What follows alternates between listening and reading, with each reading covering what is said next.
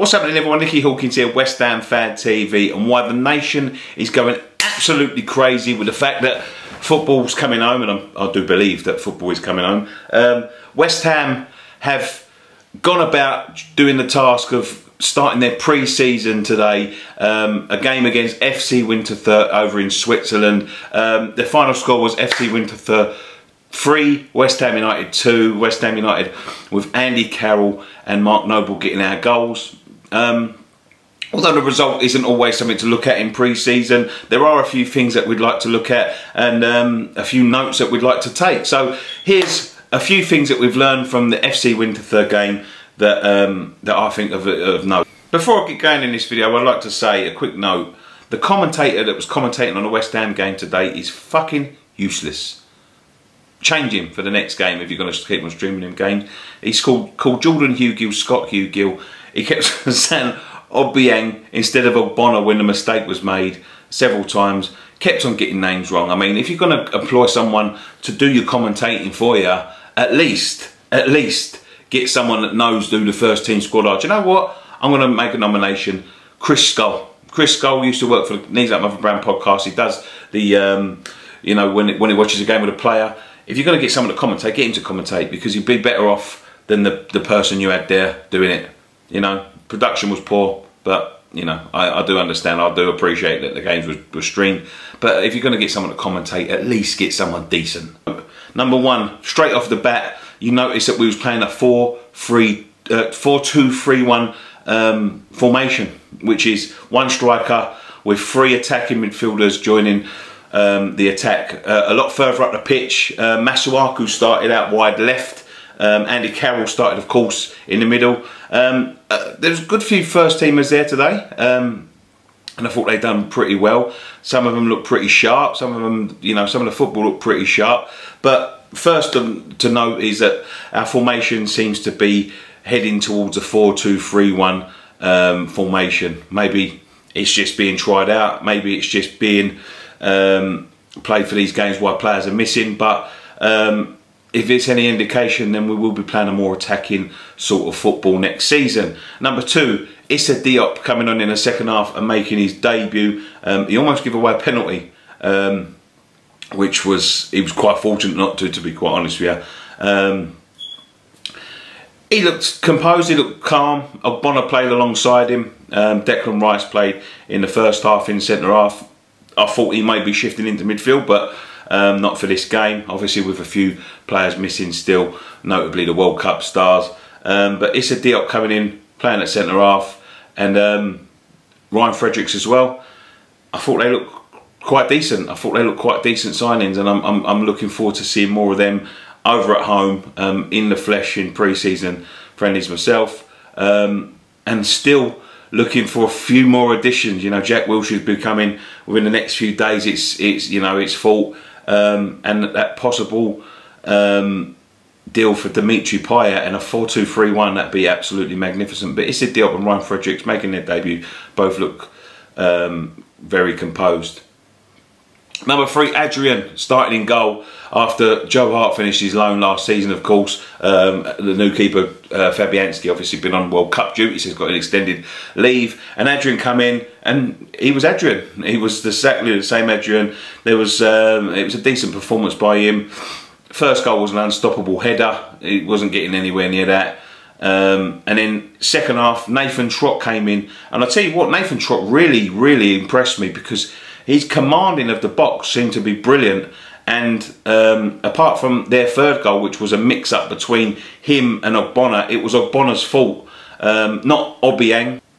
The commentator, as the commentator would like you to think it was Obiang. He said it about 5 or 6 times before he got Ogbonna. You could just hear someone in his ear going, "It's Ogbonna, it's Ogbonna." You know, maybe that was David Gold, because he's made the same mistake before. But yeah, Nathan Trott looks like he can command his box very well, and if he ends up on a bench at time, or Adrian leaves for some reason, you know, he looks a pretty composed keeper, and someone that we should look forward to seeing in the future. Number 4, Robert Snodgrass. I've got to talk about him. Robert Snodgrass coming on, and I tell you what, Robert Snodgrass, I watched him in a pre-season game last year against that German 4th division side that we lost to, and he looked slow, he looked sluggish, he didn't look like he can create. Robert Snodgrass today looked sharp. He looked sharp. He looked like he had a bit of pace about him. He looked like he had a bit of confidence. You know, he was beating a man. He was spraying the ball out wide. He looked pretty quick, which is something that we haven't seen from Robert Snodgrass. Maybe Robert Snodgrass, obviously there's big rumours about another winger coming in from Dortmund this week, so we'll have to keep an eye on that with a transfer video a bit later on. But you know, Manuel Pellegrini looks like he's having a good look at Robert Snodgrass, and Robert Snodgrass will be thinking, right, well, this is the chance to kick-start this West Ham career that never really got off to the best of starts. So, Robert Snodgrass back in the side, and I'll be honest, looking tidy. Number 5, Mark Noble, who was putting a shift in, even in a pre-season friendly. He was everywhere, to be quite honest with you. He got a goal at the end, right at the very end.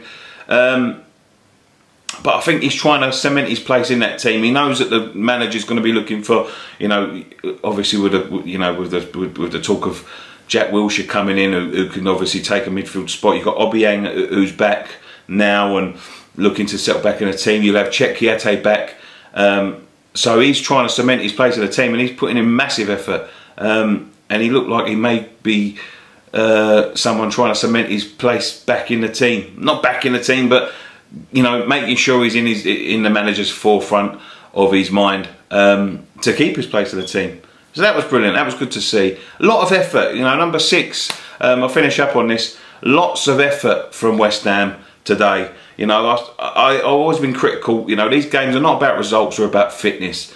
And although we had 2 different teams out in each half, they was a good 2 halves of football. You know, FC Winterthur, you know, they looked tidy at times. They had some tidy little players, and West Ham were putting in a lot of effort. When I compare them to the pre-season games last year, when we're strolling around, it was no coincidence that we started the season looking the most unfit team in the Premier League.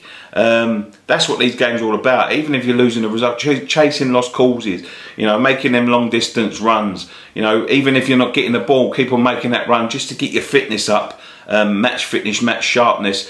And West Ham seemed to put a lot of effort in today. There was not a lot of strolling around like I did see last year under Bilic. So there's some points to take away there. We'll be back later on with another video, but you know, good effort from West Ham. I'm looking forward to seeing them back in England. They've taken the decision to come back to England.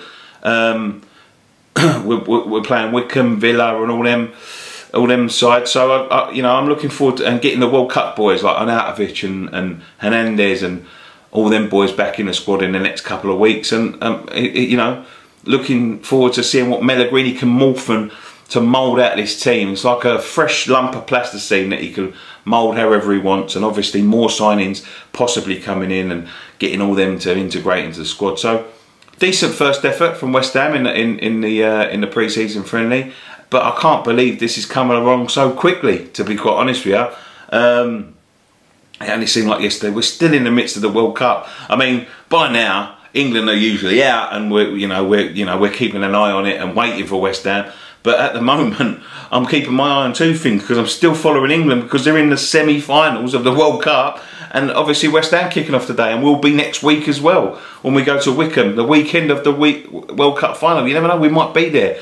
So keep tuned, there's loads of stuff coming up. We'll be still going to watch the England games, and then we'll be starting to go to the pre-season games. And I want to get back to the pre-season games, especially the ones in England, to start talking to the fans again, seeing what they think of the West Ham's business over the last few weeks and months, seeing what they think we need to go forward. Do they want Dimitri Payet? Go and check that video out with a couple of the fans that sent videos into us yesterday. But thank you very much for watching. We'll be back again next week.